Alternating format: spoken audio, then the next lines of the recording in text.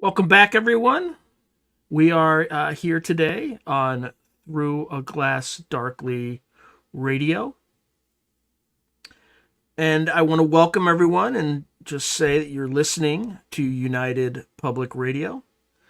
So today, the what was on the schedule was to interview Terry Lovelace, but Terry's not here yet. So uh, these things happen. He may or may not show up.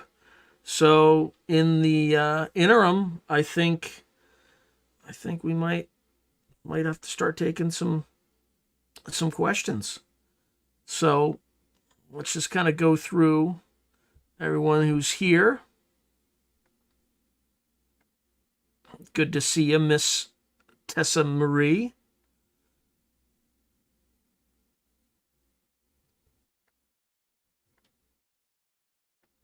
Good to see you, Nox Twilight again. Yeah, the Steve Mera episode was outstanding. It was a thank goodness that Nathaniel Gillis recommended him. Um, there's some really interesting things about, particularly the skull experiments, which was a detailed series of experiments that they did in the UK. I don't know if it went all the way back to the 1970s, but I know at least it ended in the 1990s. And we can definitely go into that. Yeah, yeah. I kind of looked at the email correspondence. He definitely had the right date and time, but I don't know if Terry saw it. Well, he hasn't. He's not. Terry's not on yet, so I don't know if he's going to be here or not. So we're just going to start asking. Kind of going through questions. Oh boy. Let's see. Hi, Dave Jenkins. Good to see you. From England, from the UK. Well, yeah, you said England. Okay. UK is much more encompassing than that. Yes, Nathaniel Gillis is a demonologist that I've had on my show Through a Glass Darkly, and he is absolutely amazing. I think he got the dates screwed up. I don't think this is like any snub or anything like that. I think if I look at the email, it said something about like Monday, like February 29th. But if you look at the calendar this year, there is no Monday, February 29th. But my correspondence was very clearly said Sunday, the 25th. The calendar invite at Sunday the 25th. I sent the link about three times. So if he's not looking at his email right now, but these things do happen. Yeah, yeah, exactly. Yeah, the missing 411. There's like places that typically have El Diablo, or they have like devil in their names is typically, but I guess over the years, people who have been associated with those areas have there's typically more disappearances in those areas. So maybe those areas are named because of the disappearances, or who knows. All right. Well, since Terry is not here yet. Oh man, I'm sorry, the juggler's assistant. My guest hasn't isn't here, so I don't know if he's going to show up or not. So you're going to see me. Have I had any Men in Black encounters? No, I have never ever had any Men in Black encounters. I think my reaction would be a little different than the normal reaction. I don't respond to threats very rationally. So, all right. Well, one thing we can talk about, or two things we can talk about, is I've recently. I don't read like a single book at a time. I read many books simultaneously. I don't know why, but I just do. And two that I'm kind of pretty deep in, well, actually three, because I'm kind of in the middle of reading Passport to Magonia by Jacques Vallée.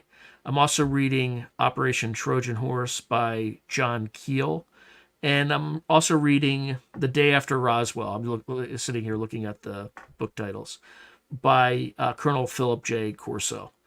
And they're all pretty interesting. And I think the reason that it makes sense to read these books kind of in parallel is because you can draw distinctions or connections between or among the three books that you genuinely or generally would not likely draw context to. So the interesting thing, I think John Keel's aspect of the phenomenon, which is kind of what we folks who study UFOs, cryptids, the paranormal, if you've all watched that Steve Mera episode on Through a Glass Darkly, my YouTube channel, there seems to be some connection among all these things. That's not to say that there aren't ETs or there aren't interdimensional beings. Maybe there's all of the above. But there's a greater reality that we don't see that tends to not be acknowledged. So,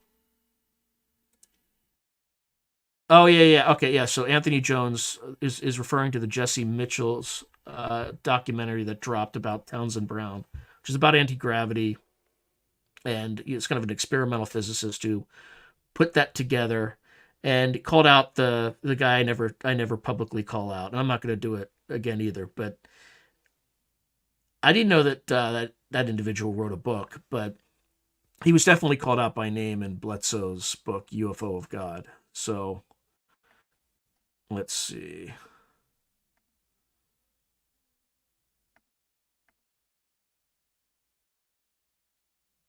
Uh, yeah, there's like lots of weird stuff. Lots of weird stuff. Actually, so last week I interviewed Edward Reardon, and this is that week I just kind of woke up and there was just kind of a name in my head, and the name was Andrea Puharich. And it's a name I heard before, so it wasn't like random. It wasn't a random name that just came out of nowhere. But for some reason, it was just in my head. And again, this is just all, just take this as I'm not saying any of this is significant. It could just be complete randomness. But if you look up that name in the UFO lore, he is quite an interesting figure. So he was associated with, if you've ever heard of these books, these channel books called The Law of One, kind of with this Ra entity and all sorts of crazy stuff. It's just weird. And he's associated with something called the Council of Nine, which is a group of people who, allegedly, again, there's a lot of smoke and mirrors and disinformation and misinformation. So I haven't done any due diligence on this at all. So take this all with a grain of salt, but it's just interesting.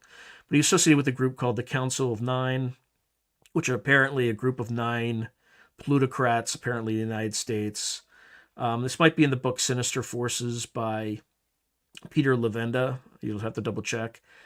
But they're all associated with like weird things like the assassination of Kennedy and, but apparently they were communicating with a group of 9 entities, call them extraterrestrials or not, right? But they called themselves the Council of Nine. So when I spoke with Ed Reardon afterwards, and I told him about this Puharich thing, he's just like, "Oh my God, I have his book," and he pulled out this book that he had of this guy, and he's just like, "I had the dream where a guy stepped out of a truck and said something about the Council of Nine." And that's it. That's all. That's all. But it's just wacky, like strange. There's a lot of that kind of going around right now. So it is weird. And yeah, again, I'm not. It's just like these weird synchronicities. It could probably mean absolutely nothing, but I've definitely had a lot of that happening. I mean, you all know about the owl in the backyard, right? Where I kind of walked up to it, took 1,000 photos, and I mean, if you look at my if you look at my, just go to my merch site, the Marvin the Owl, that's literally the owl that showed up in my backyard that I took 1,000 photos of, and just put on a t-shirt or whatever. So you can see the picture of him there. You can also see at the end of my videos, when I have like that like 5-minute infomercial that everybody should absolutely skip. You'll see the picture of that owl in a video too, because I took some video. But I was able to get within 5 feet of that owl, and any more I probably would have flown away. But it was just very weird. I've never seen a great horned owl in person that close in my entire life. So there's just stuff like that it's just I live kind of up against a park, so it could just be that. Right? There's perfectly plausible explanations to everything. Oh yeah, yeah. Uri Geller. That's a good point. The juggler's assistant. Uri Geller supposedly had a dream of this Council of Nine, and that's when he started doing all this strange. At least he claims. So Puharovich worked with Uri Geller. Like there was some connection there, but he also, I think, has some connection to MK Ultra, and he's a really weird, mysterious figure. So it's just a weird thing to pop into your head for no apparent reason, and then Ed Reardon has some other connection related to it. Anyway, I'm going to go back to the books because I don't want to make this about me, because it's a little. Yeah, I don't think Terry's going to join us. For folks who are joining for Terry Lovelace, I think there was probably a mix-up on the timing of all this. So, after this is done, I'm going to change the thumbnail and then just rebrand this so that people aren't led astray. Because I'm not a fan of false advertising, and this is not false advertising, but it's just sometimes these things happen, and it's good that it happened because I need to be able to. Oh no, it's live now. It's just for the replay. I'm just going to change the thumbnail so that people don't. It's not false advertising. I legitimately had planned for him to be here today, but unless he looks at his calendar invite, he's probably not going to show up. Let's see. Okay, I'm going to read this out loud just for folks on the radio who won't necessarily hear this. So I'm not going to say this guy's name. Tyler Durden, who is the figure that's features prominently in both Bledsoe's book and now I'm like the name is Dr. Diana Walsh-Pasulka's 2 books, who is an intelligence figure. He supposedly confirmed to Bledsoe that Mars was originally inhabited by Bigfoot creatures that destroyed themselves. WTF is that about? I have never heard that, and I have no idea what that is about. But I definitely like to know more. Let's see. No, this is, it's tonight. I mean, I could probably schedule him for a future episode, but I think it was just signals crossed on this one. So yeah, Miss Therese Tessa Marie I've only heard owls hooting and screeching around here and flying around, of course, but I've never seen one that close. Yeah, I mean, I have photos. I'm not going to dig them out for this because it doesn't, folks on a radio. So Cynthia Batista says, I had a terrifying incident at Devil's Den a few years ago. Changed my life. Yeah, the thing that Terry tells about this, the story that he tells about this is there's this place in the middle of rural Arkansas. It's kind of in a state park, but it's like a National Bureau of Land Management owns it. So it's like federal property. And it's in the middle of nowhere. It's hard to find, but it's like this flat top hill, basically. And someone routinely mows it, like keeps it flat, even though it's in the middle of nowhere, and for what? And it was at this spot that Terry and his friend went camping in 1979, I believe, and they were abducted. So again, for folks just joining, my apologies. Terry is not here yet. I don't think he's going to be here. I think he just It was a scheduling snafu is my guess. He has the link, but I don't. It just depends if he's um, near his computer and decides to check. So these things happen. So let's see. Yeah. AGI, why does it seem AGI and UFO disclosures seem to have a weird correlation? Yeah, I don't know. It seemed to happen the last time there were a ton of uh, UFO overflights and things like that. Like all that madness started was right after we detonated an atomic weapon. So it could just be that these things show up, whatever they are, during periods of when there's kind of punctuated equilibrium with the human species, right? So like rapid leaps in evolution, things like that, or technical progress. It could be something related to that, but I don't know. It's just, let's see. Okay.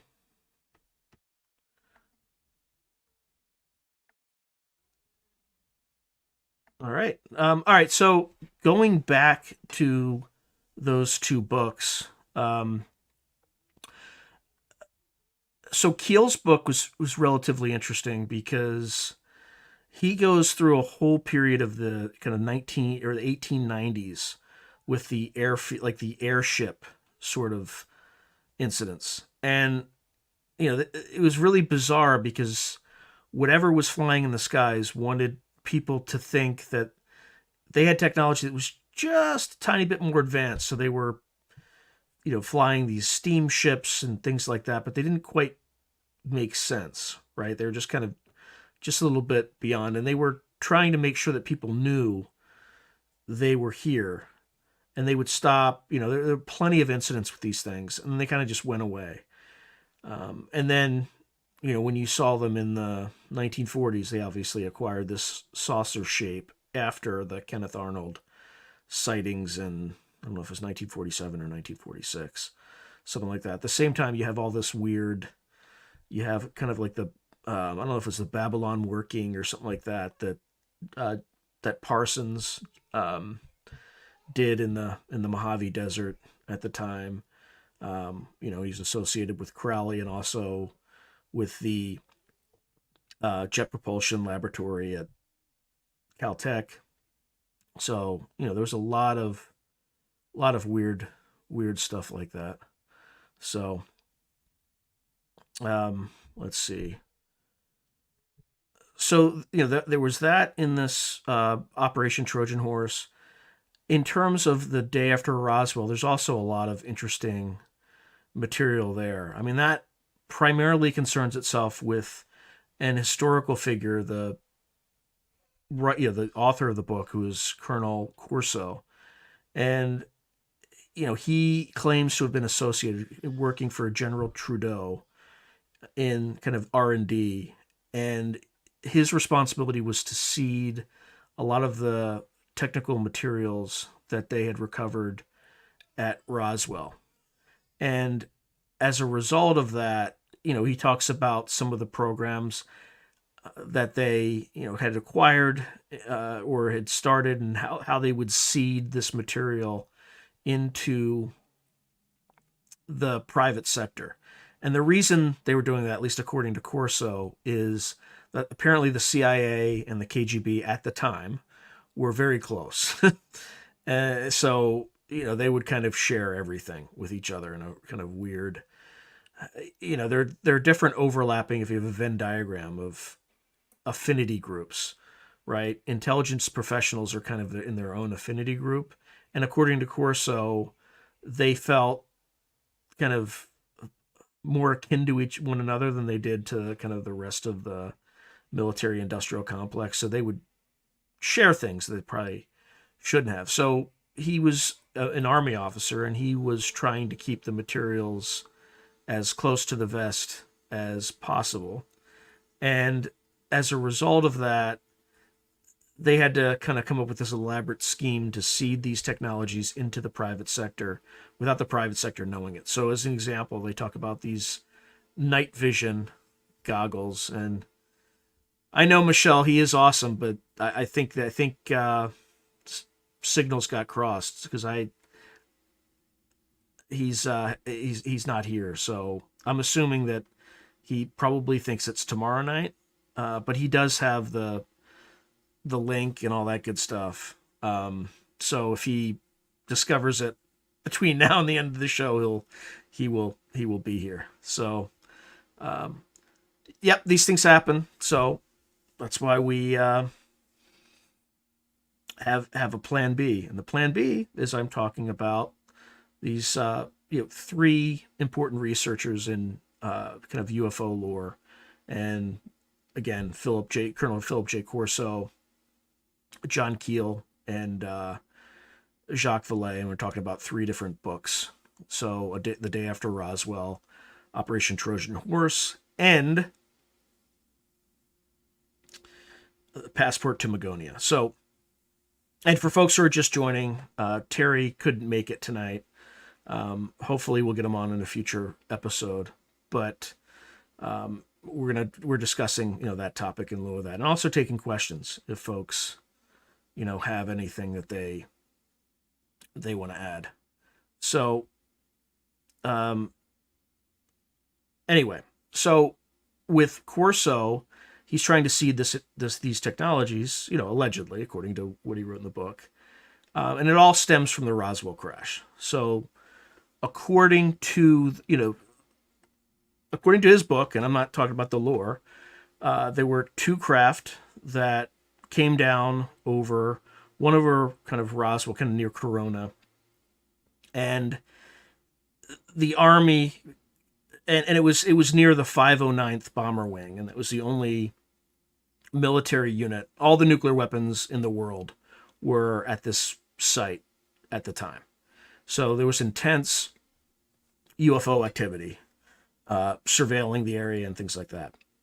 And by the way, Corso's view, at least so far, I haven't finished it, tends to be that these beings are not the space brothers we think they are. It's kind of a persistent surveillance process. And as a military intelligence officer, he had to assume the worst and assume that whoever these beings were, they were surveilling highly sensitive sites and could be constituted a threat. So again, point of the military intelligence is to assume the worst possible case, prepare for it, and then if it happens to not be true, then it's all aces and it's great. But that's kind of the mindset. And at the same time, it was at the very end of World War II. We had just fought an enormously destructive war where upwards of 50 million people died, the majority of which happened kind of in the Eastern Front between the Russians and the Germans. Also, enormous loss of life in China with in Manchuria, Nanking, all that, where the Japanese were. So the last thing that the United States government needed was to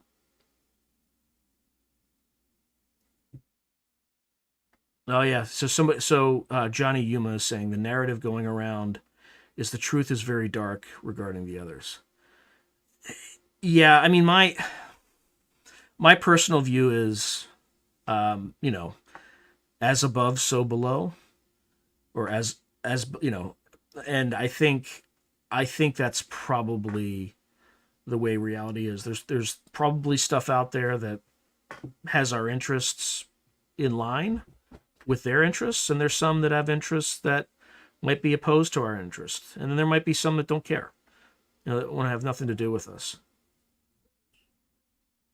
Yeah, Free Spirit Farm or Whiteman Air Force Base is where he was stationed. And that's Terry. That's absolutely. And it says that your dad had an experience at your farm not far from there. Interesting. Yeah, say more. I'd like to. I can read it to folks. For folks who are just joining, Terry couldn't make it tonight, so I'm discussing kind of the work of three different authors in the field of UFOs, and that's Colonel Corso, Jacques Vallée, and John Keel. So then we're talking about Corso. So anyway, Roswell, according to Corso, indeed happened. We recovered some craft. There was actually one of the beings that was on the ground, kind of started running away, and one of the MPs that showed up on the scene, or one of the military folks who showed up the scene, like shot him, like there's shot this being in the back. So it was a different time. These people had just most of these men and women had just returned from fighting a war for 4 years, where it was no quarter either on the against the Germans or against the Japanese. So they weren't in the mood to like assume that these things surveilling the only nuclear weapon stockpile on the planet, were friendly. Ian, thank you very much. I appreciate that. I appreciate the support. So what happened is they took all these materials, and kind of by way, there's various locations. Obviously, you all know that initially there was a report that we had recovered a flying saucer in Roswell, and then it was amended, and subsequently it was kind of at high altitude balloons as part of Project Mogul or something like that, and that was the cover story. Incidentally, there was a telegram in the famous picture where I can't remember the gentleman's name, but the military intelligence professional who was in charge of this operation was kind of kneeling before this balloon wreckage and had a telegram in his hand. And apparently the original photographer supplied the prints to somebody, and they were able to use AI to see what was actually on that telegram. And it had something about, send the flying saucer to Wright-Patterson Airfield, etc. So it was a cover story. I mean, it was almost certainly a cover story.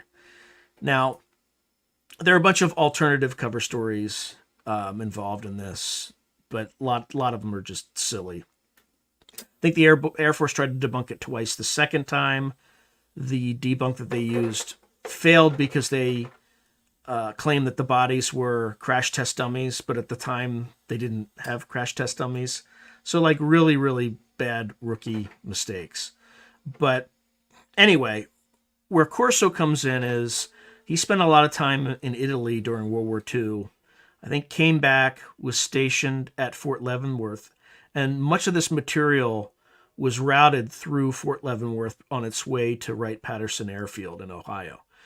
And there was a night when he had kind of staff duty, when he had to kind of just go around and check the post and make sure nothing was on fire and no one was in trouble. And he had to go check building to building. And in one of these occasions, one of his sergeants was kind of pale, kind of like looked at him ashen and was kind of terrified. And he said, well, like, what's the deal? He's like, sir, you have to see this. So he pulls him into this warehouse, and there's a crate. They open the crate, and there's just like a being in fluid, like embalming fluid or some strange like fluid to help preserve some of these bodies. And that's the first time that Corso claims that he saw one of these entities. And he just kind of just shut his mouth, didn't say anything. Now, the other thing you have to keep in mind is when someone from military intelligence writes a tell-all book like this, some of the information is probably going to be deliberate misinformation or disinformation. So you have to take a lot of it with a grain of salt. Is that story true? Did that really happen? I don't know. But I think that's, from what I've read so far, seems to be a little bit more fanciful than some of the other information. So anyway, he later on, about a decade later, he's in Washington, D.C., working with this guy, General Trudeau, who sends this cart of materials to his office. Doesn't say what's in it. He just says, I want you to take a look at this stuff. And it's basically wreckage from the Roswell crash. And a lot of it had made its way throughout all the military industrial complex. And this is just specifically the stuff that had arrived into the Army's hands. And it was that kind of environment where they couldn't tell anybody that they had it. They couldn't. So it was literally just Corso and Trudeau who would talk about it, and nobody else. Nobody else was involved. And Corso's mission was to draw up a strategy for how to get these materials into private companies' hands without them knowing that of the provenance of this material, right? So it's just like, hey, we got this advanced technology from a foreign adversary, and we want to see if you can get anything from it. So the first part that he had to do is he had to look at people who were associated with the Manhattan Project, like Dr. Sarbacher and von Braun, or not necessarily just the Manhattan Project, but also the U.S. rocketry program. So folks like von Braun, who were obviously originally German scientists who were brought over as part of Operation Paperclip, and so he had to find these folks, and they were kind of the conduits for getting this stuff into the private sector's hands. Because again, the military couldn't work on it because the military worked on it. Then the Soviets would know about it, and the CIA couldn't learn about it because the CIA learned about it. They would share it with the KGB, et cetera, according to Corso. Okay, so if anybody out there in the CIA is getting upset that I'm making them look bad, I'm just repeating what Corso is saying. It could be complete misinformation. I acknowledge that. So what ends up happening is, I think the first person he seeds it with, there was like a lens that they found. And again, Corso has to look through each of these materials and kind of intuit what the purpose of some of it is. And it's not 100% straightforward. So he finds something that kind of looks like an advanced circuit board. That one, I would think that something. It looks like the way he described it was like him describing a circuit board from like 1995, right? Like right now, there are chips you can't even really see the transistors because there's millions upon millions in different substrates built, in three-dimensionally on top of one another, and you could probably see the stuff with microscope and things like that, but it's not like the tech described seemed like 1990s tech, at least some of it, at least the kind of the integrated circuit side. So one of the things he gets that's pretty obvious is this looks like a lens. He puts the lens in front of his eyes at night. He can see at night, right? So it's a precursor to night vision. So he takes this material, he scours the R&D establishment for anybody who's working on night vision. And apparently the Germans had been working on it in World War II, but it was much cruder than than the materials that they had, that Corso had from the crash. So he found a scientist who was working on it, who was one of these Sarbacher von Braun types, went, kind of read him in on this and just said, I was never here. And it was also super cloaking. Like he was at Fort Belvoir, but he couldn't show up in his military uniform. He just showed up in a suit and tie, as if that would, if somebody was watching where he was going, as if that would prevent them from saying, oh, that's Colonel Corso. He's just in the suit and tie. Why, at an army post, why doesn't he just wear his uniform? That's kind of weird. Maybe there's a reason that we should start paying attention.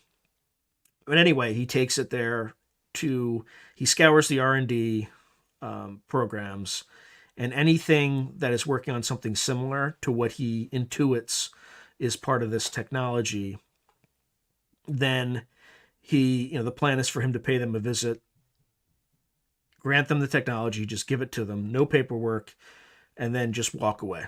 And then hopefully at some point in the future, there would be some level of development. And some of the areas that, at least he claims in his book, where they developed some of these technologies, where they worked on, is, night vision was one, fiber optics, I believe Kevlar might have been something. So, different fibers.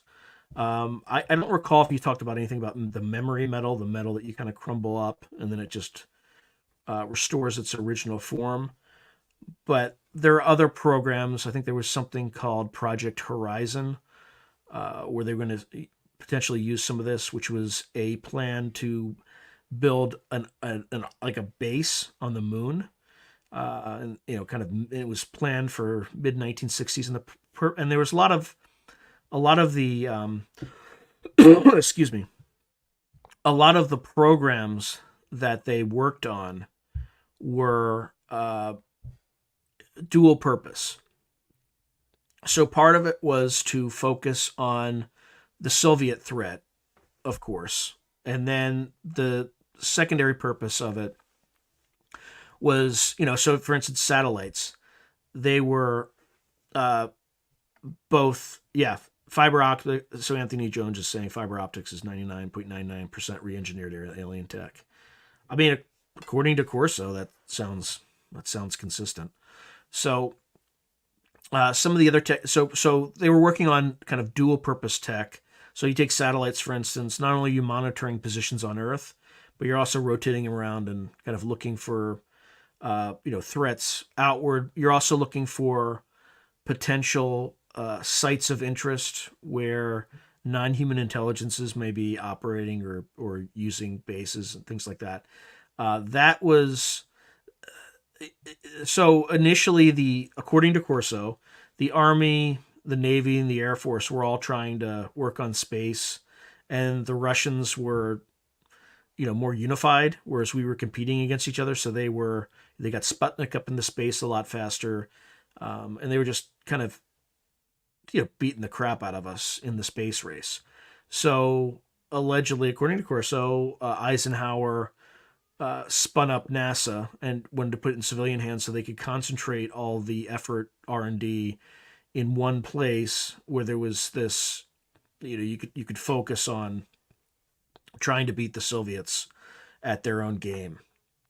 So as part of this, there was a program called Project Corona, and I think there was some piece of tech or satellite called Discovery, and they covertly included Corona in this launch.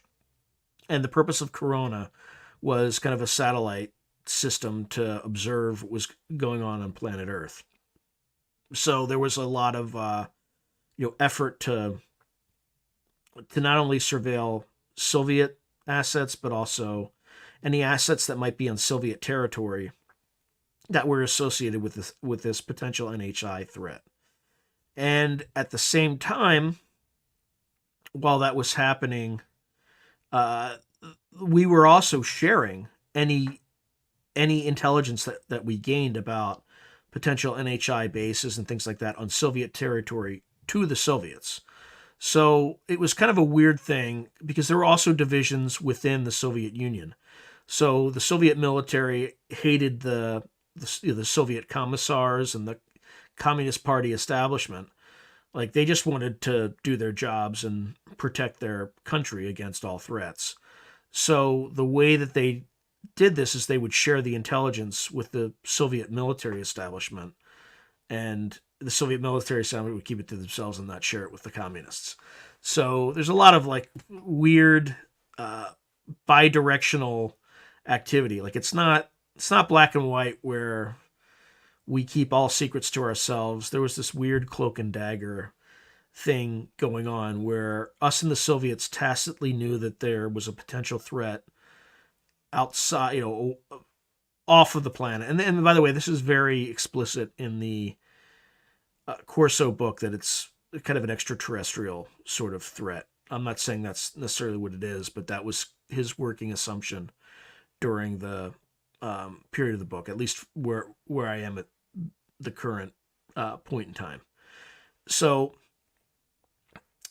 there's a lot of this cloak and dagger stuff that's going on during the course or during the period that they were looking at. But anyway, there were other technologies that they were looking at, like getting a base on the moon, primarily to defend against a threat from space. And it could be, from the Russians just dropping rods from God, which is kind of what we currently have, which is these like tungsten steel rods that the kinetic effect is so powerful that you don't really need nukes. They just kind of they drop them from space, and the kinetic energy is of sufficient force to eliminate whatever target you're trying to take out.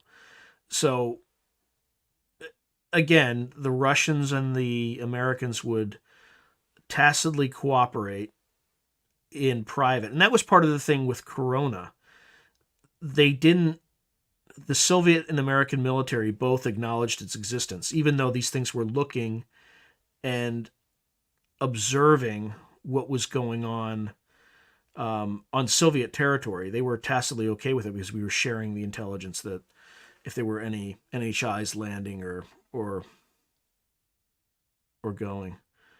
Moonanites. I don't know what Moonanites are, Philip, but I don't. Who knows? But regardless, that's kind of where I am so far in the book. What was astonishing to me is that we were working on a moon base. Like it's called Operation or Project Horizon, and they planned to have 12 personnel on the moon at all times. And there was, as part of the Cold War, we were worried the Soviets were going to get there first. And if they got there first and claimed the moon as their territory, would it constitute an attack if we landed and tried to establish a similar base?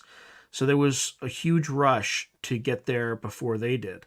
Now, I don't know what happened after that. I have to read a little bit further, but it's some fascinating stuff. And why we're not there now, or at least as far as I know. I mean, who knows whether or not we have. It doesn't mean we don't have some classified facilities up there. I doubt it, but you never know. Right? You never know.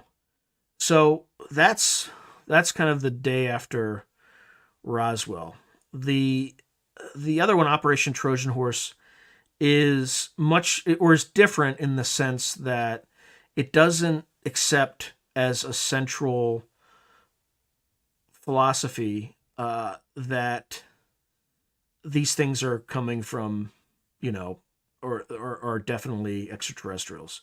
It's kind of more of a phenomenological sort of approach, as is, by the way, Passport to Magonia, which is Jacques Vallée's work. So, by the way, if folks are just joining us now, you are listening to United Public Radio, and the show is Through a Glass Darkly with Through a Glass Darkly Radio with Sean Patrick Hazlett. Unfortunately, my guest was unable to make it tonight, so we are discussing three kind of landmark works on the phenomenon. And that's The Day After Roswell by Corso, Operation Trojan Horse by John Keel, as well as Passports to Magonia by Jacques Vallée. So in Keel's book, he actually does some really interesting. We're going to go back to the moonities. Like communities. I'll ask him. I'll try to get him on kind of not next week. Lynn Buchanan's going to be on next week. And I've done this with Lynn Buchanan before, so I know he'll be there. But maybe the week after, I'll try to wrangle Terry in again. But I think it was just kind of a scheduling thing. But anyway, one of the interesting things that John Keel says in his, in Operation Trojan Horse, which is kind of interesting. So what he did is he had a subscription, or he monitored very closely all the local news articles. Now, the reason that's important is that it's much more difficult for, kind of like an Operation Mockingbird, where the CIA infiltrates national media and, excuse me, and is able to kind of blacklist or kill any strange reports about UFOs and things like that. Whereas local communities, and the journalistic standards are probably were a little bit lower back then for local papers versus national papers. Now I'd probably say the opposite is probably true. given that there's far fewer local papers, and the national news media basically just doesn't question anything. They kind of just report what they're told. So you can't really follow national news media and expect to know what's really going on in the world. You have to use as many sources as you can to figure out what the actual reality is. Although you can learn a lot by what they don't report, because that's usually something that whoever's in charge doesn't want you to know about. That's kind of primarily what they're useful for. It's like the bombers that returned, the B-29 bombers that returned from bombing missions, right? We didn't look at where the holes were on the bombers that returned. We looked at where the holes weren't, because the places where there weren't holes means that no bombers that had holes in those locations survived. So those were the places that needed to be up armored and protected, et cetera, et cetera. Excuse me. So the interesting thing that Keel did is he took all these local news reports from various papers, and he created kind of a database of when these incidents occurred, where they occurred, when they were the most common, what day of the week, and things like that. And unfortunately, it kind of plays into Corso's thesis a little bit. And by that, I mean, you would think that the most common time of day that you would see a UFO, right, would be on like a Saturday night or like a Friday night when everybody's out and about. They're looking up at the sky. They're seeing a lot of stuff. You would have all else being equal too, even if they were uniformly distributed throughout the week, right? People would probably report more sightings on Friday nights and Saturday nights. And in Keel's data set, that was not the case. Curiously, the case was they were most often encountered on Wednesday evenings, which is basically the last time people are looking up in the sky. The other thing that was very common is you would also expect a much greater number of sightings over densely populated areas, simply because of observer bias, right? You have more sensors, you have more people in those areas. And Keel's data set indicated the opposite. Most of these sightings were in rural communities where there weren't a lot of people around. So if you're trying not to be observed, and you're probably up to no good, or you're up to something that you don't want people to know. I don't know if that means, they could be scientists observing the human race and they don't want to interfere with their experiment by being observed, right? It could be something that innocuous. So I don't want to throw people off. But if you don't want to be observed, you would fly around on Wednesday nights when nobody's looking up and it's the middle of the work week, and you would fly around in rural environments. Now, this is Keel's data set. There are other data sets that are a little bit more nuanced. The other thing, and I don't necessarily know if this is in Keel's data, but if you look at just the general literature, there's also a very high correlation with location between location and nuclear facilities, right? There's a huge number there. I got a good question. So, didn't Keel do propaganda for the Allies during World War II?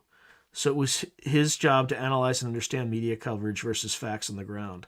Something like this. I'm not 100% sure.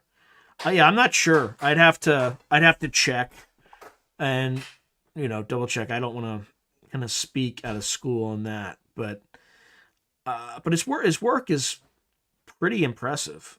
But he seems to kind of be of the mind that whatever this phenomena is, it's not necessarily ET, right? It could be transdimensional. It could be any number of things. And I think if you actually do a serious analysis of the data, I think you probably fall into one of two categories.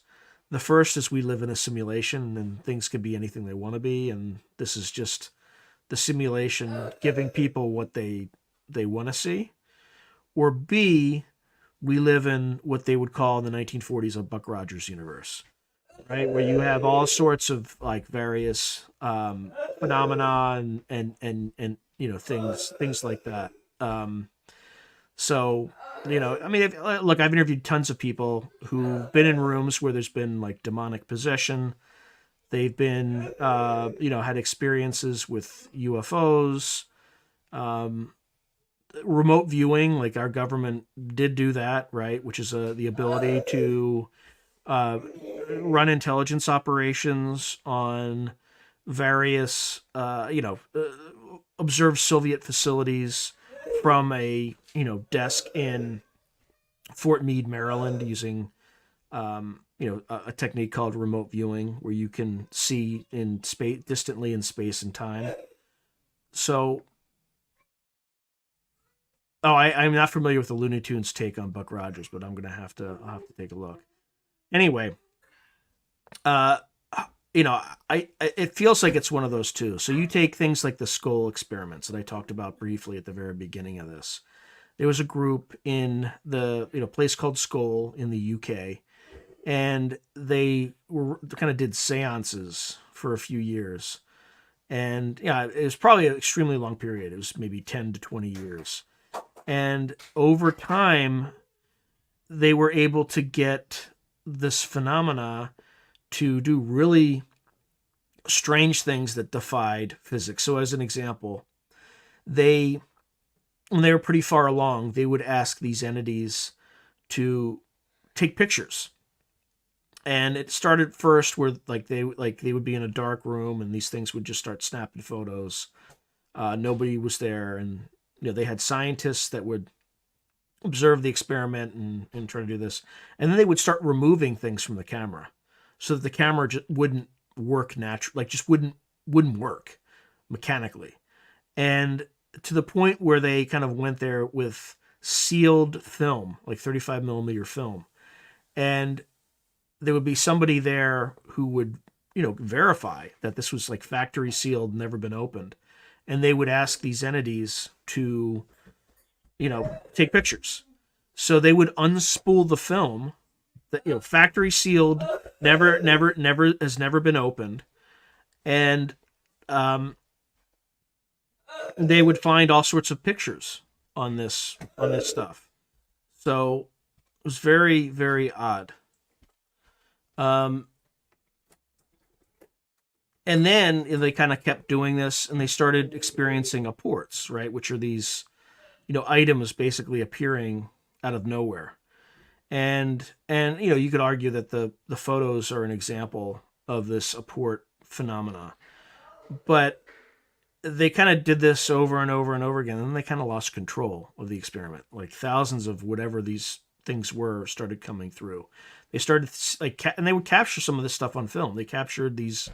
They called this guy Mr. Blue or this entity Mr. Blue, and it looked like a gray, but it was like just kind of a blue color.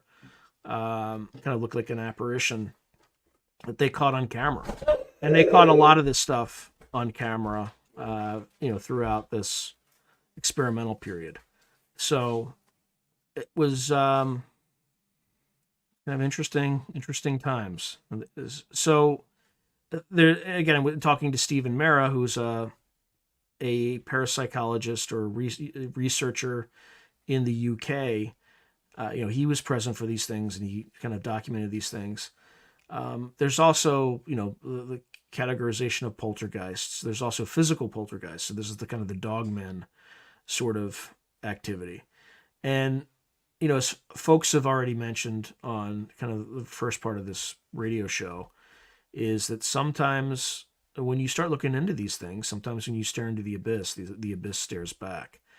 And he has numerous examples of really weird paranormal things would happen to him if he if he was moving in the right direction, it would be all aces. Like all paths would open, everything would be great. But if he started sticking his nose into a place where whatever this phenomenon is that didn't want him to look, they would push back. And there'd be some there's some creepy stories about that. And the latest thing that he was looking into where it pushed back is he was doing some research on Sumerian and also Babylonian demonology, and it was associated with these physical poltergeist, kind of this dogman entities in England. There's a spot in England apparently where people will be chased by these supposed dogmen that are like physical poltergeists, but the moment they stop or they freeze, it kind of just feeds on fear. It'll just kind of turn around and go away. So anyway, whatever this is, it's real, but I don't think we understand enough about the nature, the full spectrum and nature of reality to truly have a good sense of what the heck is going on. Yeah, Johnny Yuma, I think so too. Keel was ahead of time, but you know who was even more ahead of Keel? That was Charles Fort.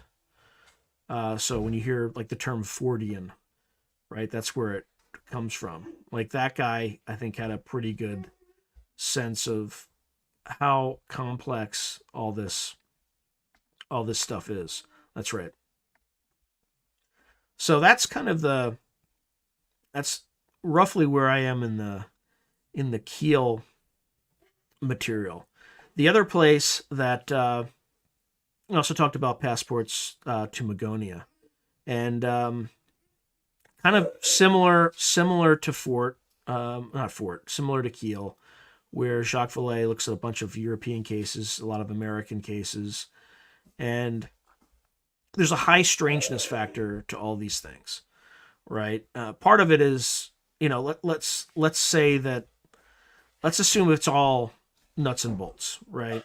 But if we were trying to take over a planet somewhere, 10,000 years in the future, one way to get people to not share that we were there would be to show them absurd stuff, right? Like dogmen in tweed jackets smoking cigars, right? Which is what someone reported at Skinwalker Ranch as an example. So, there's a lot of that stuff in the literature, and that Vallée looks at. He also looks at stories of fairy lore and all that sort of stuff to try to correlate. Is this the same thing? Is it are these things just bleeding through from other realities?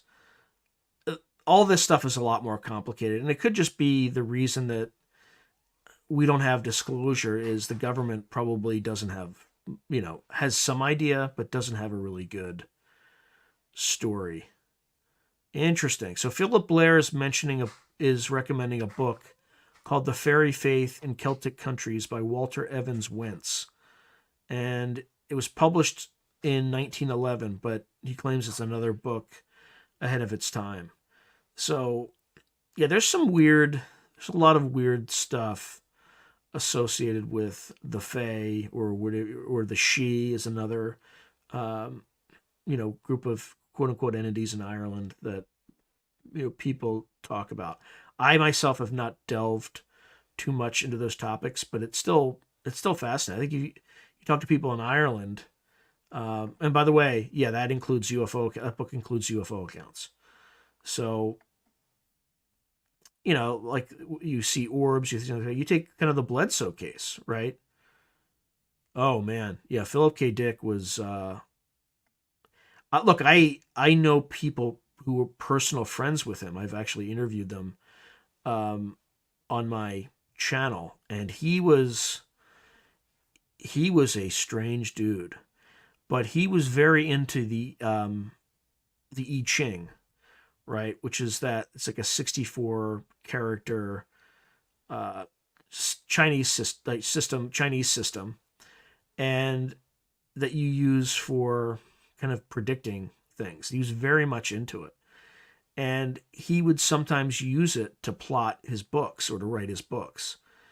And there were often times, and he would also use it because he had a lot of he kind of had an affinity for crazy women, so he would ask this thing for relationship advice, and it wasn't like self-reinforcing. Like it would give him, if the answer was bad, it would tell him the bad answer. And apparently, when he got a bad answer from the I Ching, he would quote unquote make it sleep outside because he was so upset with it.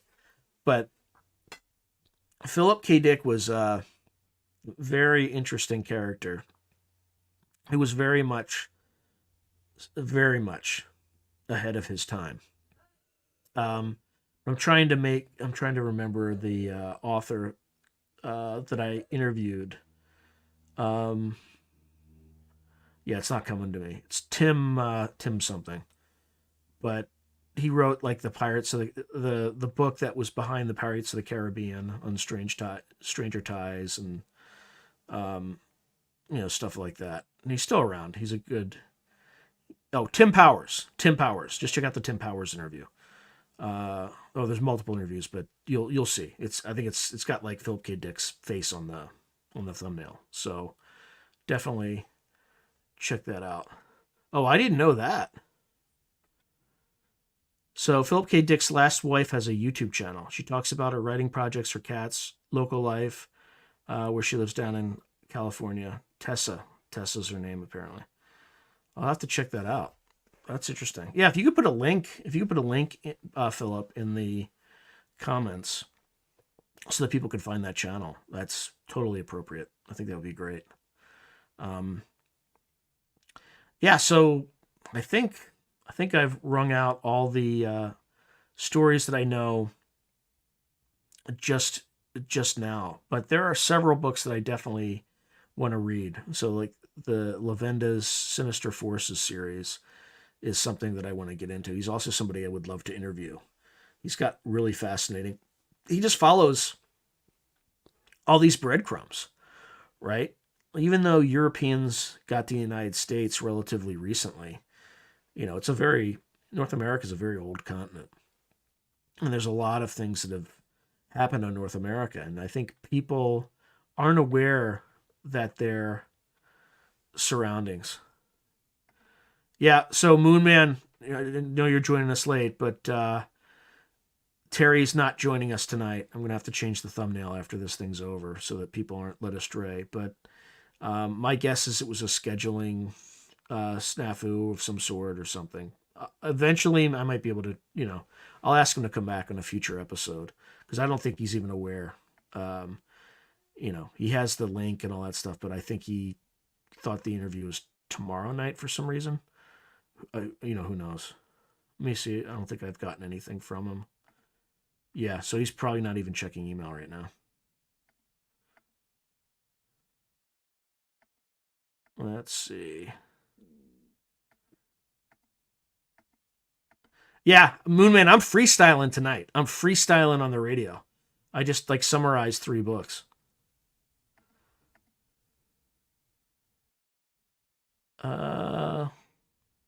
Peter Lavenda. Yeah, Peter Lavenda has absolutely followed some very interesting trails. Yeah, I've reached out to him. I just haven't heard from him. So I would definitely, if anybody has contact with him, I would love to. I would love to interview him. So, all right. Well, kind of filled up a lot of time so far, but what do folks want to hear about? There's a lot of kind of crazy stuff going on in UFO land, right? First we're getting disclosure, then we're not getting disclosure.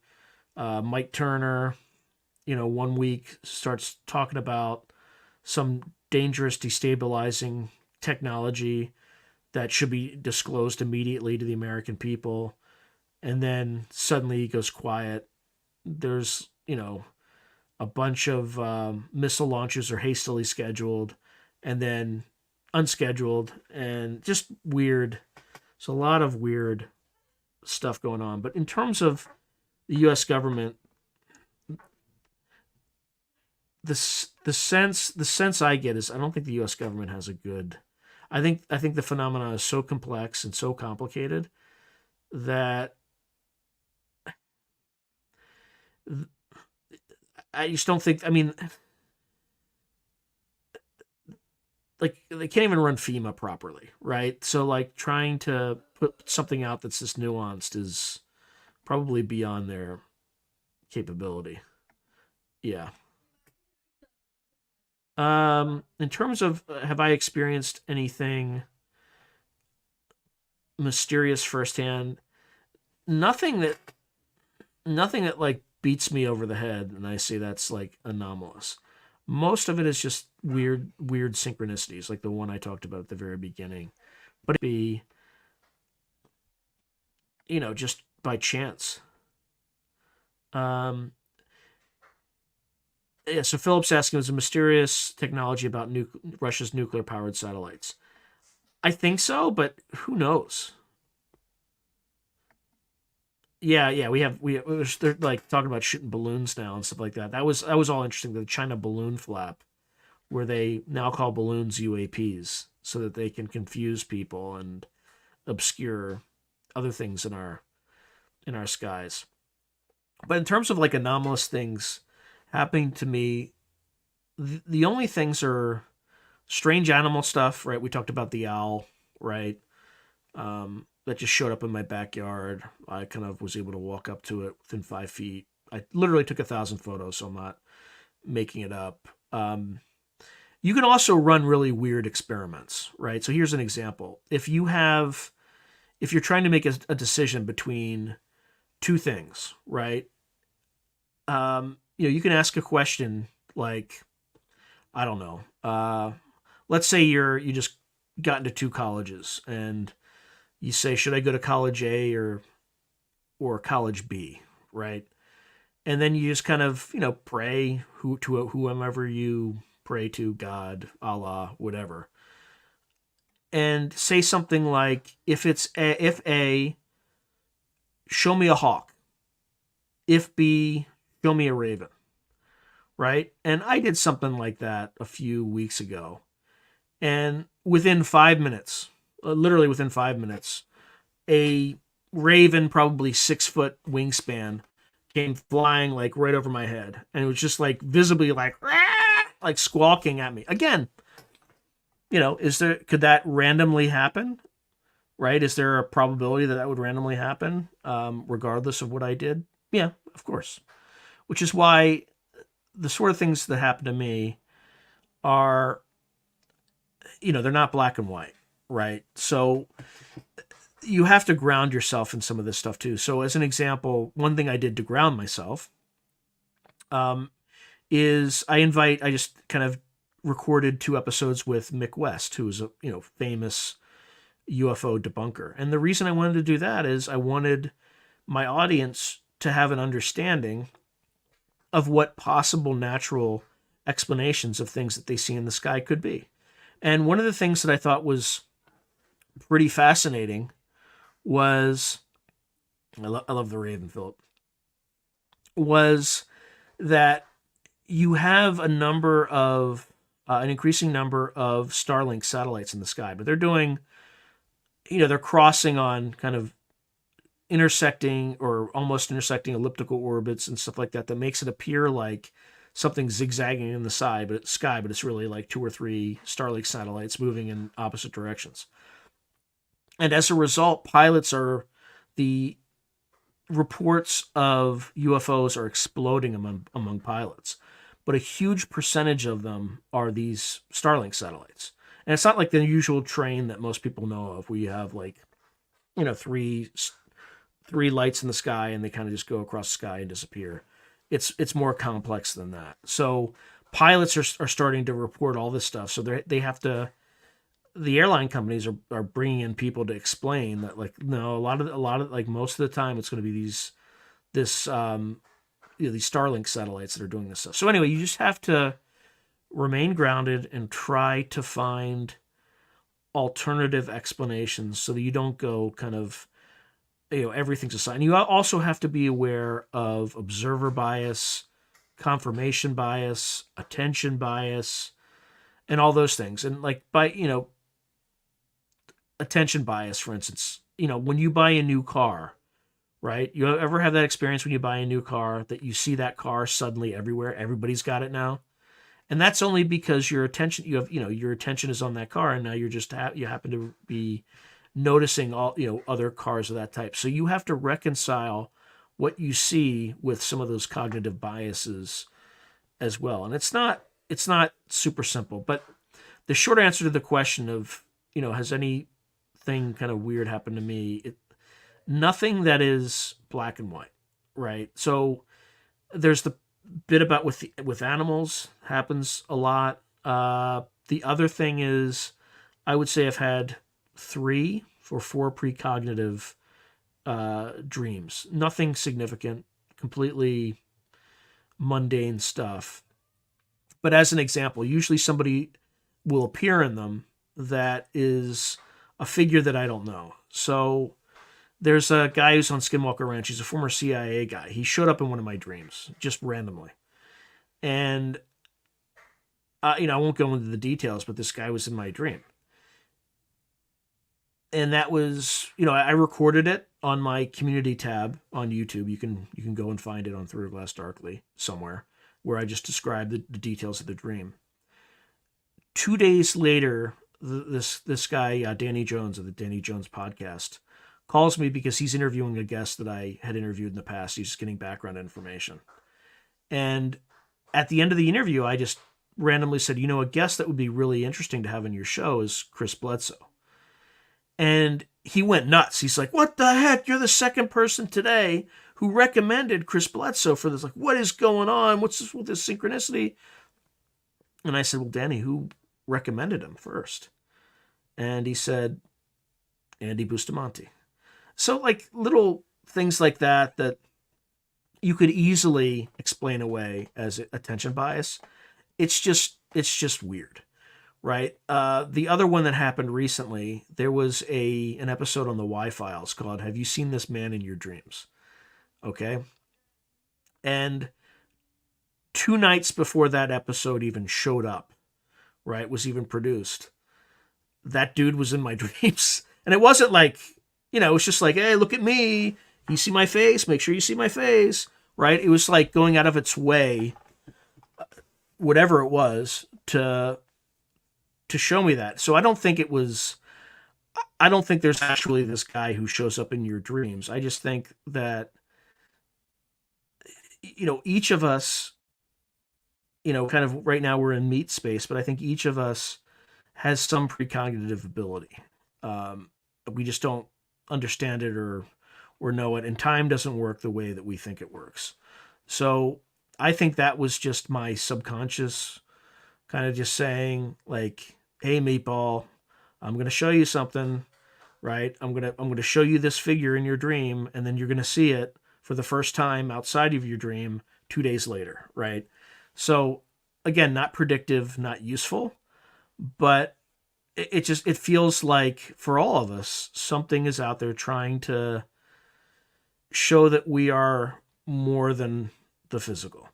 And I think that's about as far as I can conclude anything about anything right now.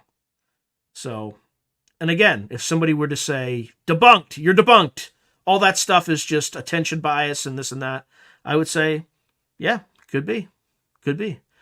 So part of it is, unless you see something that's so unambiguous and undeniable, like I haven't had that moment yet. But I've seen weird, like the synchronicities and the precognition, stuff like that. And I try to document it when I have a dream that feels precognitive. I'll write it down and try to figure it out. Oh, okay. So Anthony Jones, I want to get back to this. Cyber attack or sun flare? What was determined with the mass allergies the other day? Yeah, it's kind of interesting how that story just went away. I don't know. It could be either. It could just be, China or Russia just sending a shot across the bow saying that we can do this, or it could be some sort of solar flare. But let me look it up actually, because I haven't checked it. Because I think it was AT&T outage, right? Yeah, so the company's initial review. So let me make sure that we're looking at this. So this article it's USA Today, so take it with a grain of salt. This is as of February 23rd. So the company's initial review says it wasn't a cyber attack. Okay. So what was it? So AT&T and federal organizations are investigating the cause of the disruption. Yeah. Oh, it sounds like it's just human incompetence. So an initial review by the company found the disruption was caused by the quote unquote application and execution of an incorrect process used as we were expanding our network. Or more simply put, a technical error. All right, well, yeah, I have. Okay, yeah, we're gonna see more of these things, but I'm not gonna say on the over the radio why. But expect a lot more of these things. Um, let's see. Yeah, so it looks like it's human error.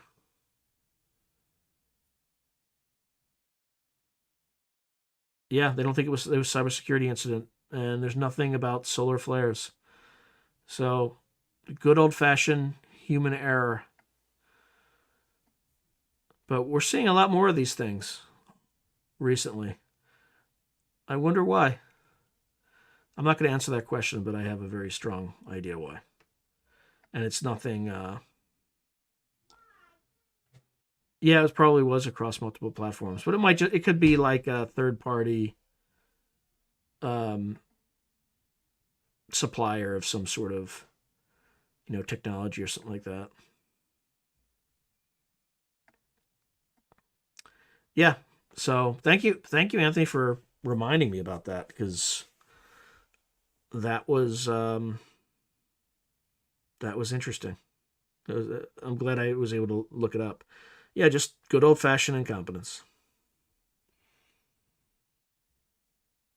Now, that's the other thing too. Is that really the story? Right? Like if it were like a cyber attack, would they say it was a cyber attack? If it were a solar flare and we're kind of in line for a Carrington incident, would they say it was a solar flare or coronal mass ejection? Would they? I mean, after the pandemic, I don't believe they would. I think they would say operator error. Now, I'm not saying it's not an operator error. It probably is, but you can't believe anything that some of these national news organizations print anymore because they just print what they're told. And if the company's in the driver's seat, then it's probably true. But if they're not in the driver's seat, and somebody else is, I don't know. I don't know.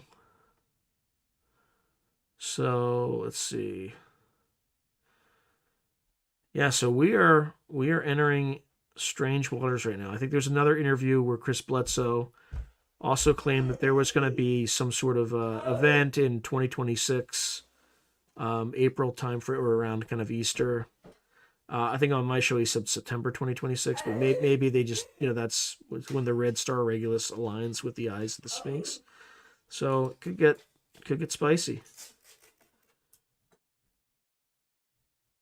Yeah, yeah. Of course they would. Yeah, it wouldn't. But you know what? Like if they did say something, at least people could better prepare for something.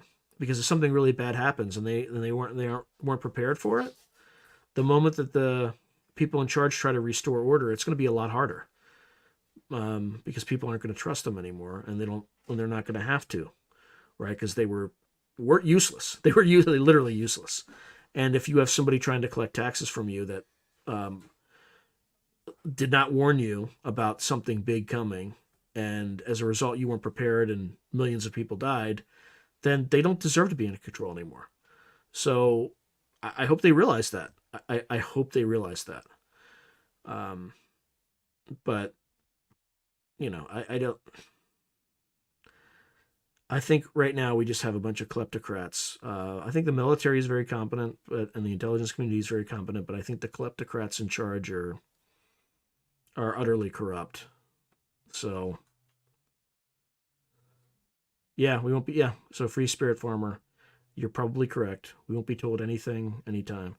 At the end of the day, I think we are as a species at a point where, um, at a point when we're pushing people away Actually, I'm sorry to Miss Tessa Marie is asking me, are there any more incoming interviews with Nathaniel Gillis or Steve Mera?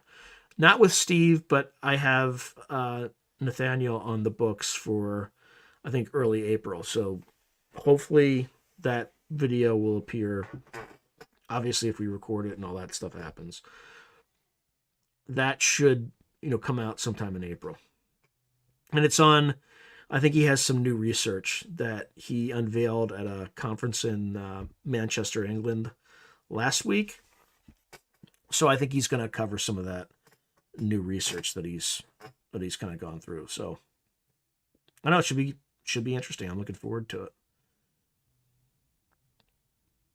All right, what else do people have their minds on in terms of I think we're talking about how disclosure might progress. So it sounds like they're, Congress and the Senate are continuing to have some of these classified hearings where they're learning about the nature of reality, but they're not telling anybody about it, which sounds, par for the course. So their families, just like they can trade stocks with material non-public information, totally fine for them to do it.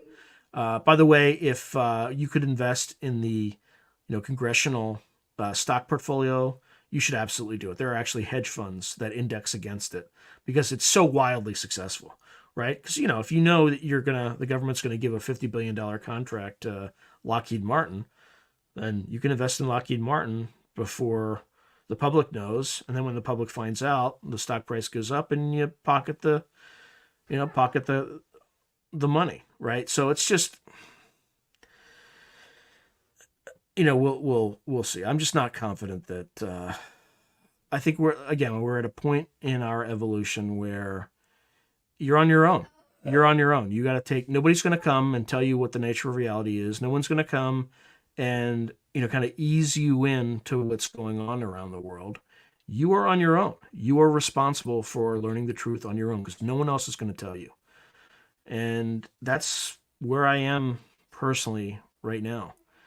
Obviously be careful and be prudent and make sure you're well grounded.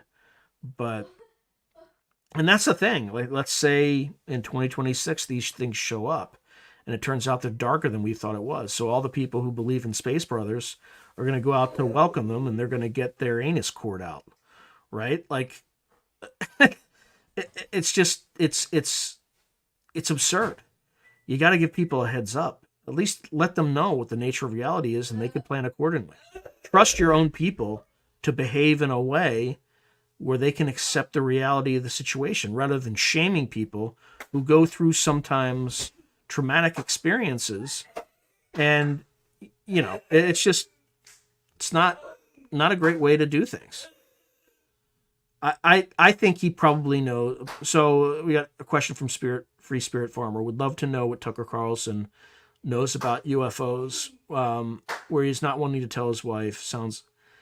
He probably knows about some of these human mutilations, but he also might know some of the Bledsoe stuff because he talks about how it might be spiritual and there might be, and I think there's an element of all the above. I think there's life out in the universe, right? There's trillions of planets out there, many of which support life, probably.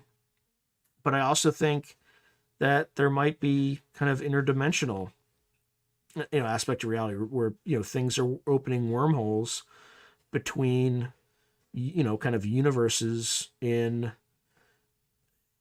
if you think of, I'm trying like brain theory, right? BRANE, where universes are just kind of like floating out in this ether and sometimes they collide. And when they collide, things bleed through, again, it's a physical or a physics theory about how reality works, but maybe that sort of thing, these collisions happen, and maybe there's some species that's figured out how to bridge these things and jump from from universe to universe, and who knows. But I think what we know in terms of science and physics only scratches the surface. Yeah, so Anthony Jones is saying if Bledsoe is legit, he is the key to true disclosure. My only fear he is surrounded by people with ties to the enemy. I think I think the intelligence community, like any other community, has different factions. There's the jackass faction that wants to keep it all quiet, and kind of do the knowledge is power, and like, oh my god, there'll be a panic. It's just like, rip off the band-aid. It's been 80 years, dude. It's been 80 years. What the hell is wrong with you? And then there's the other crowds that want to kind of subtly start telling people the nature of reality. But I think that we've stunted our growth for the last 80 years by not being more open about these things. And I think, along the way, many people had their entire lives traumatized and destroyed. For what? To keep a secret about reality? Reality is reality. Let people figure it out.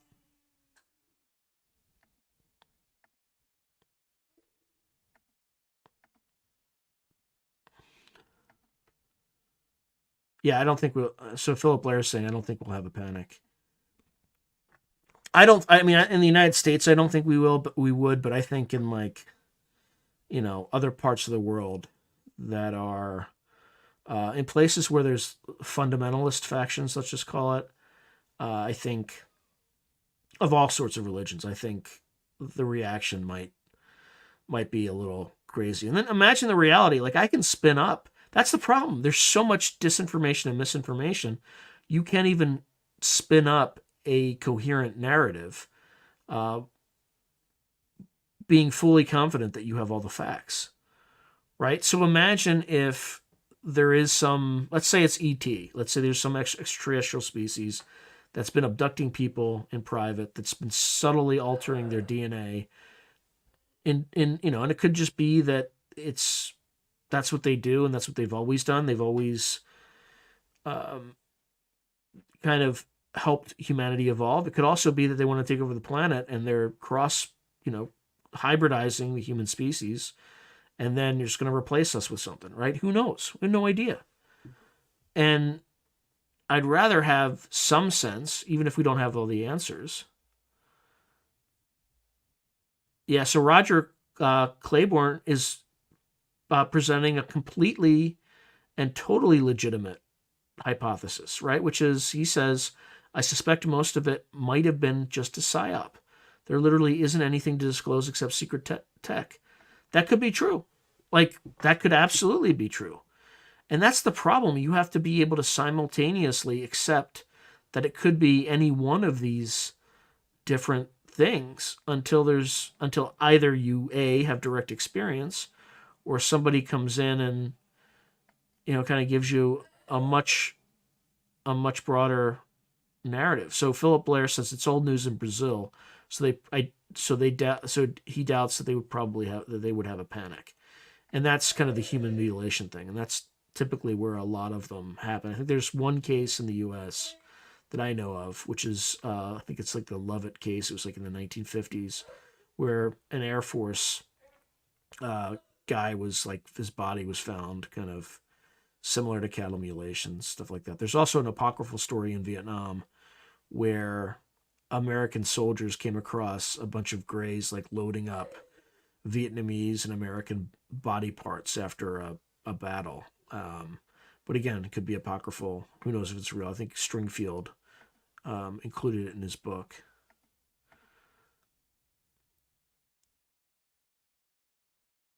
So Free Spirit Farmer said, if the aliens are smart, they would ditch this planet and zip out of here. We aren't civilized enough yet. Unless they want to just replace us, right? So, and that's the thing. We just don't know. There's no responsible adult who is sharing this information with the American public. So, like, for all I know, and I think Rush is an honest broker, and I think he believes what he's been told. But there's no guarantee that he's not been told stuff that was just cooked up as a psyop to scare the bejesus out of the Chinese, right? Where they start going crazy because we've recovered UFO technology. We allegedly recover UFO technology. Now, there's a world where they didn't recover anything, right? And they're like, oh my God, we're in trouble. But I doubt we live in that world. I think some of these stories are true. Otherwise, they wouldn't be so ubiquitous. But how do you know? You can't put your hat on it because you don't have direct experience. But the problem is when you lie to the public like this so frequently and so often, they start to question the very nature of reality. How do you know what you know to be true? Well, I know that if I touch a frying pan and burn my hand, I know from experiential knowledge that that's true, right? How do I know that an apple's going to drop if I let it go when I'm holding it and hit the ground? Well, I have experiential knowledge and a theory called gravity. But then there's other stuff that, particularly about history, that the only reason you know is because there was some document and then some historian wrote about the document and then interpreted the document and put it in writing, right? For all you know, that could have been completely doctored and written up. We have no idea. So the danger of, that's why nobody believes the news media anymore. They lied so consistently during the pandemic that, as a means or a mechanism of control for governments, they're just not effective anymore. The only thing the government can now rely on is its powers of censorship. That's it. So Anthony Jones says that he has a crazy theory on how Bledsoe story could be a psyop of a Jesus return event that leads us to a one world government. Yeah, I don't think the world is that conspiracy minded. I mean, have you seen our government? Have you seen how incompetent these politicians are? There's no way they could possibly kind of collude in an effective conspiracy like that. There's no way. They're just not competent people. They're midwits. They're not that intelligent. Okay, so Miss Tessa Marie, do you think there's anything to Rh negative, O negative blood types being linked to aliens or something weird? That's what mine is. Only like 8 to 12% of the world population has it. So, Joe Montaldo, the guy who owns the station, actually, he has done a study where he has, thousands, if not tens of thousands, of contactee reports. And one of the commonalities is, I think, and this is something I think he said on Coast to Coast AM. So something like 69% of people in those contactee or experiencer reports had Rh negative blood types. There was also a high percentage of, higher than average IQ, red and green eyes, which apparently only showed up, 8 to 12,000 years ago or something like that. It was a mutation that showed up, and have, some psychic ability in some way. So I don't know anything more than that, but it's possible. It's definitely possible.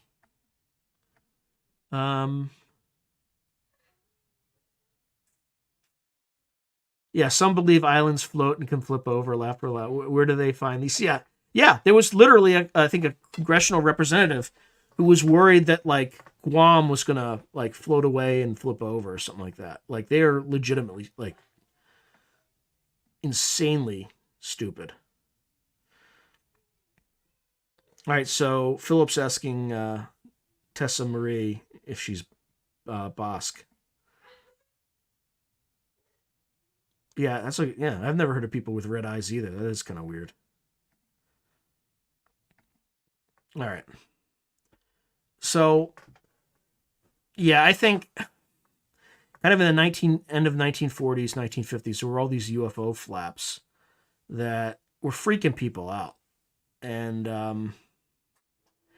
the chatter kind of the chatter out there seems to indicate that we might be due for one.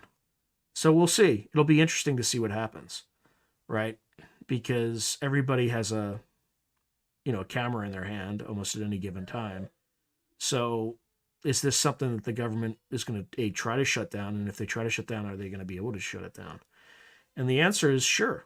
I mean, they can, just call a local cell provider and have them shut down the cell towers in the area for a week, right?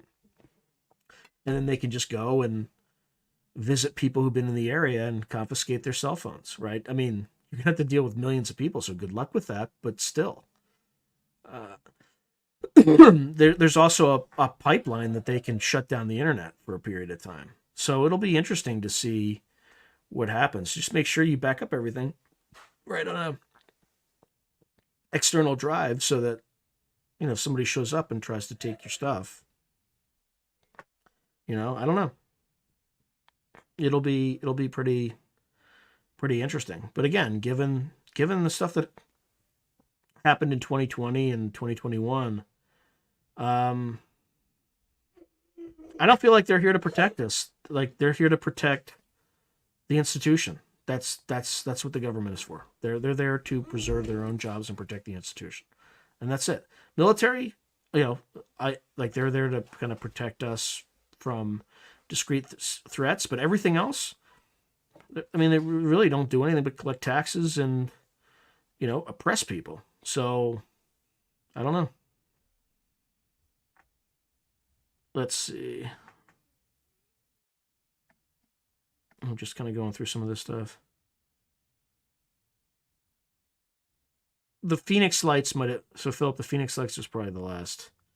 But I think they were like much bigger ones in the 80s. I think that was probably a smaller one.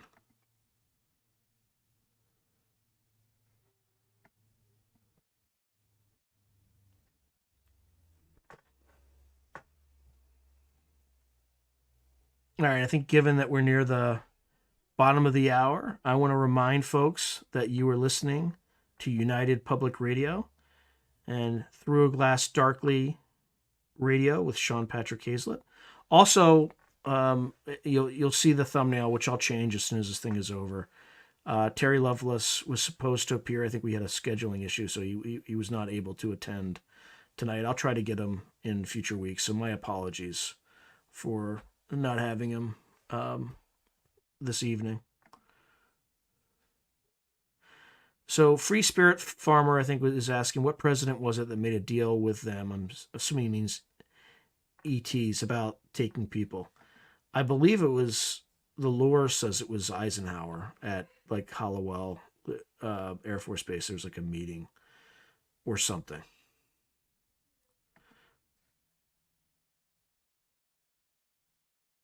Yeah. So Roger Claiborne says, no, I saw a flying saucer once. So they are real, but it could be our tech. Absolutely. It could also be both, right? It could be tech that we reverse engineered from some other tech. But but something definitely crashed in Roswell. I think there's enough evidence.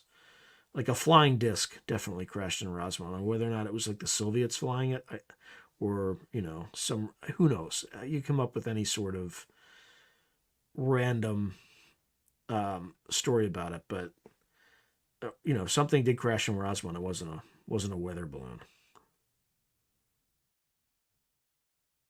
Yeah, Edgar Casey's an interesting character too. I haven't read much about him, but he was like the sleeping prophet. I think he's kind of in the 1950s or something like that, where he would sleep and then have all these visions about Atlantis and all sorts of crazy stuff. But he was crazy, like precognitive, and would be able to predict things and had the power of prophecy and just weird.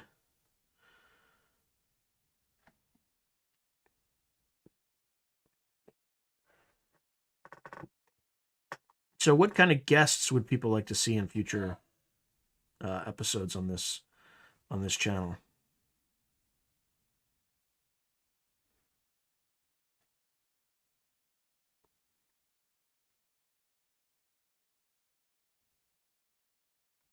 Anyone? It's very quiet. Very quiet. Yeah. Meanwhile, it looks like. Oh yeah, yeah. I need to reach out to Chris Bledsoe again because it hasn't quite been a year since I last talked to him or interviewed him, but that would be interesting. Ryan, I've reached out. He doesn't respond, so I don't know what the deal is there. Roger, I appreciate it. Thank you.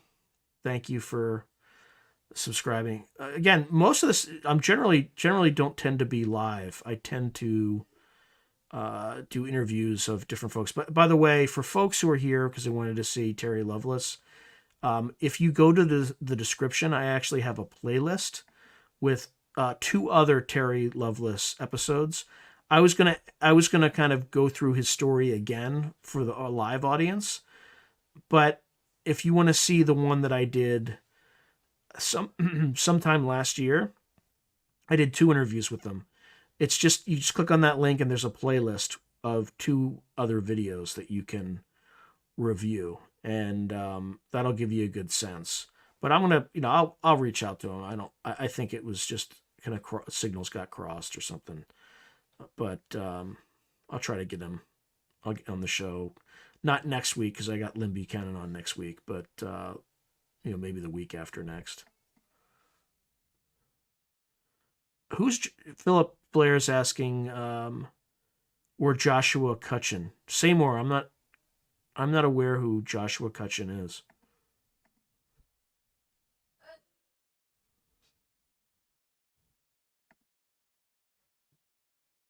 Same thing with Marzinski. Who's Marzinski? Who are these 2 folks? By the way, again, Peter Lavenda would be an awesome guest, but I didn't get a response from him yet. So I'll probably try to reach out again.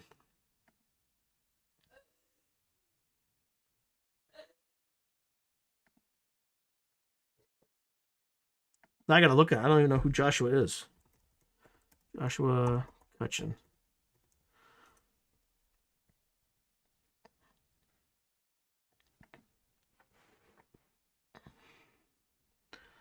Let's see.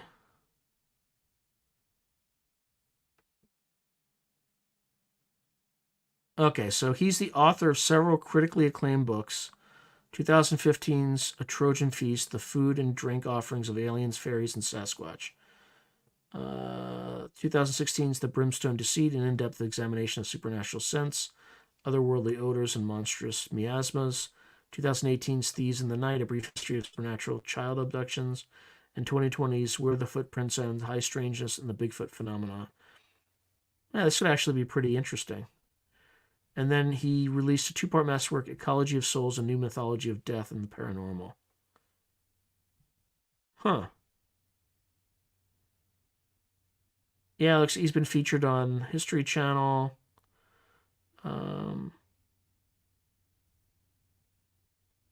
Yeah, I think he would make a fantastic guest. Thank you for that recommendation.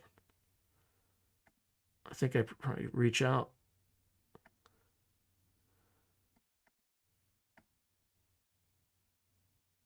Yeah, I was actually trying to get a hold of Barry Fitzgerald because I wanted to talk to him about that topic. Because again, it's a topic. The Fae is a topic I have not explored in any level of depth or detail. So I will definitely have to take a look. Because again, if you notice, I'm kind of covering all aspects of the phenomenon. I don't just focus on UFOs. I don't just focus on the paranormal. And I started with that kind of national security lens, like geopolitical lens, which is why I started with remote viewing, because that's real. Like that's real. Like we ran Project Stargate, Grill Flame, Center Lane, Sunstreak, a number of different projects between the 1970s and 1990s, where you don't run a program for 10 to 25 years that doesn't work. So yeah, I also haven't done anything with Bigfoot, and that's kind of one of these. So Jerry, okay, so Redall Vox is saying that the other person recommended, Jerry Marzinski, connects the spirits phenomena of schizophrenia and demons. Yeah, yeah, yeah. Paul Sinclair. Where do I know that name? I know that name from somewhere.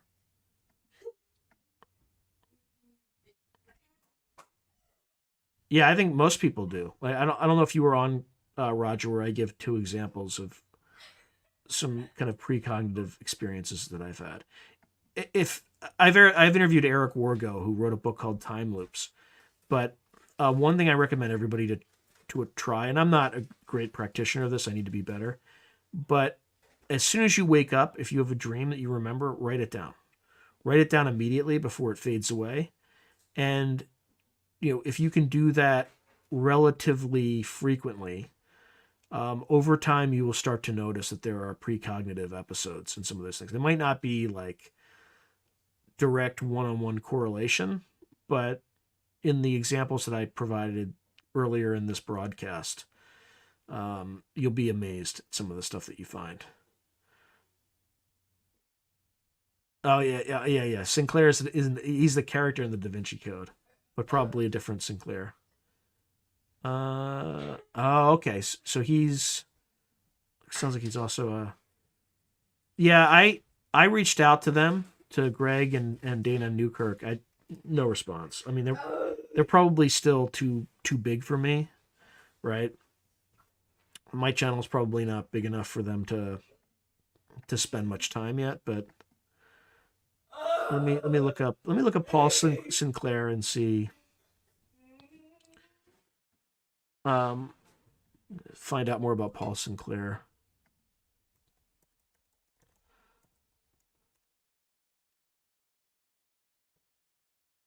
There's a lot of Paul Sinclairs. There's a lot of. It's gonna be hard to. Oh, here we go. I bet you it's this guy. No.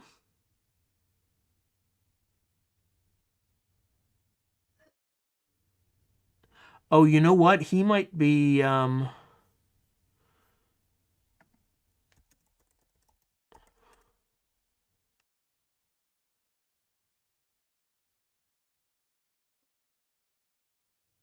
Yeah. I might need some help with this one. There's so many. There's. Oh wait, no. Here it is. He's a UK-based researcher. Yeah, I can't find anything that's like not video or podcast where I can just read it, because it doesn't help to be, um, to play something on video while I'm doing that. Yeah. Yeah, he's a UK researcher, but I'll have to look more into that to figure him out. What other guests would you like to? And generally, if I haven't interviewed the guest yet on my own podcast, I usually look at that as kind of a rehearsal.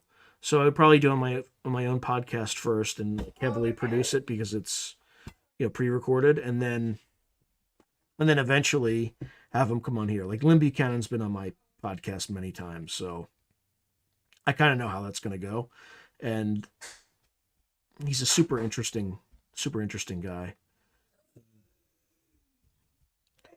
Yeah. So lucid dreaming for precognition. Yeah, exactly. Like, uh, usually it's, if somebody shows up in a dream that never shows up in your dream, and it seems like it's out of left field, it's usually a sign to pay attention. So another example that happened to me is I had a dream about the the philosophy of Ted Kaczynski, right? Which, for folks who don't know who Ted Kaczynski is, he's the kind of the Unabomber, but his philosophy was all about, kind of how industrialization was getting to the point, basically where we are now, where you have kind of the panopticon following everybody, and like, knowing everything about like a social credit system, sort of stuff like that. Like, he, as crazy as he was, and he was a terrorist, right? He was not a great person, but he saw all this stuff coming, and he wrote about it, and kind of, it was, as a requirement to, he had this manifesto that he put out. Anyway, I had a dream about that, which I was just like, what the F? Like, this is ridiculous. And I woke up that morning, I went downstairs, sat in front of my computer, and Ted Kaczynski was trending because he died that day. Just, can that happen as a coincidence? Sure. I'm sure somebody who's like a hardcore skeptic can say, well, there's no way that you could show. They're right. Like, but it's just really weird. All right, so Philip is saying Walter Bosley would be a good guest to interview about remote viewing. He used Lynn Buchanan's method, possibly solve it. Oh, century-old occult murder. Interesting. You're probably talking about associative remote viewing, maybe. Um, yeah, I mean the guy was crazy, but he was also involved in unwittingly involved in MK Ultra experiments at Harvard. There was a professor there who was working with the CIA, and like it maybe had some tangential relationship with Ted Kaczynski that or not Ted Kaczynski, but Sidney Gottlieb, who's the chemist at the CIA. He was like behind all this kind of evil stuff, and it was definitely definitely some evil stuff. So, all right, I think we have a few minutes left. So, what else do folks want to talk about? I think right now is a great time for Q&A, like officially Q&A, because I've been doing a lot of tap dancing tonight that I didn't expect to do. I hope it didn't look like tap dancing, but I fully expected to have a guest, and Oh yeah, so there's a book about or about Dr. Gottlieb. It's called Poisoner in Chief. So folks should definitely check that out. Steve Stockton. All right, I could look into that person in terms of somebody. Oh yeah, William Forstchen. Maybe out of your genre, but interesting. So it's he's the author of 1 Second After series by William Forstchen. Maybe out, yeah, maybe, but he's a kind of a famous kind of fictional author, I think. I haven't heard from him or about him for a while. Um,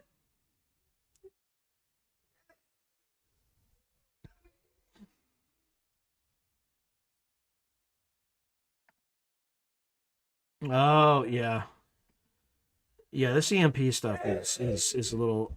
It's almost as if even if you could prepare, you probably couldn't really prepare, right? If you lose electricity, um, anything that requires refrigeration is done.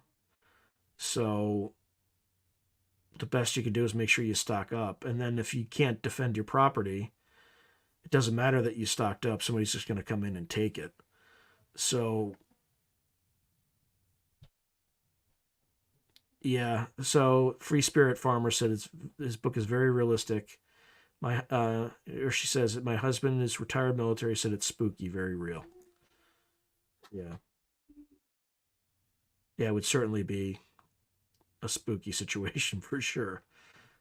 Not not great. So, folks, if you just joined like super late, you're listening to United Public Radio through Glass Darkly Radio with Sean Patrick Hazlett. And unfortunately, if you're looking here for Terry Lovelace, my apologies. Um, for some reason, he was unable to attend. So hopefully in a future episode we'll get there. But I will promise I will change the thumbnail before other people come and listen to this whole thing waiting for him. I will. I don't want to do any false advertising. So Philip Blair is saying, have you interviewed Randall Carlson about the Carrington event and related natural disasters in American history? He's a great interview guest. I have not. Someday I definitely will. First of all, I'm like intimidated in the sense that there's some people, if you ask, you're just not going to reply because maybe I'm not big enough. But second, I haven't done enough research on him. I haven't read any of his books. Like I'm fully aware of who he is with like the Younger Dryas event and things like that, like 12,000 or 11,500 years ago, and a mass extinction event or whatever. But I need to do more research on him before I bring him on or kind of spend that. Yeah. There's a book actually. So Roger Claiborne is talking about buy lots of salt for meat preservation without refrigerator. Yeah, there's a book called Salt, I think, and it's about before refrigeration how controlling salt was like it's like controlling. It was like oil. It was like a geostrategic resource that people fought and died over to control it.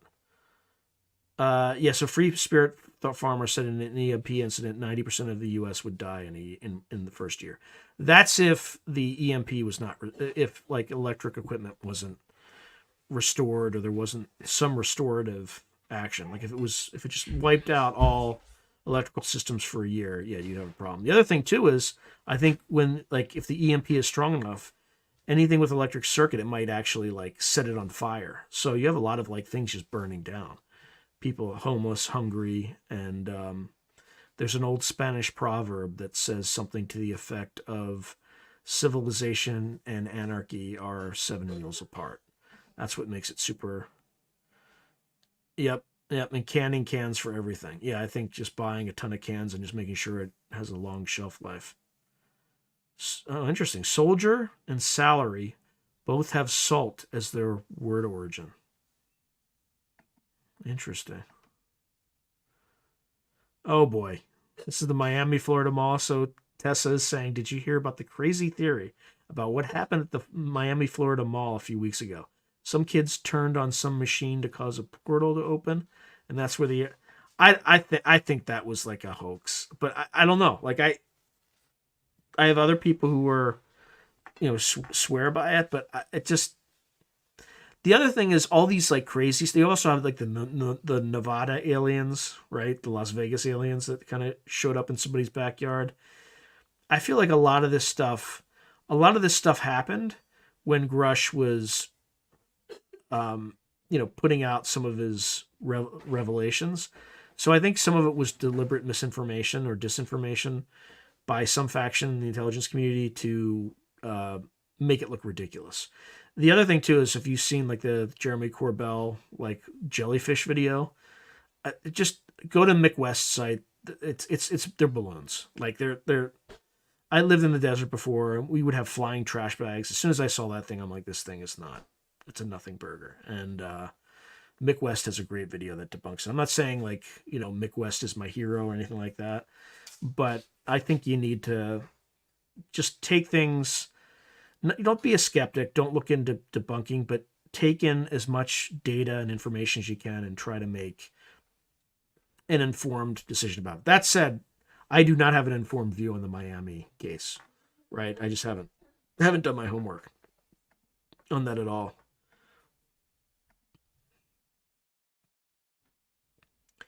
Oh, well, I think all the cop cars were there because it was like a riot. Or they were trying to prevent a riot. I think it was like a big group of like high school kids like wreaking havoc. I think that's why a bunch of the cops were there. All right, I'm kind of getting to my allotted time on the radio, so thank you everyone for tuning in. I appreciate you, and thank you for coming to the channel. I'm sorry that Terry wasn't on. I think he thinks it's tomorrow night, so I'll just try to book him in a future episode. I think it's just an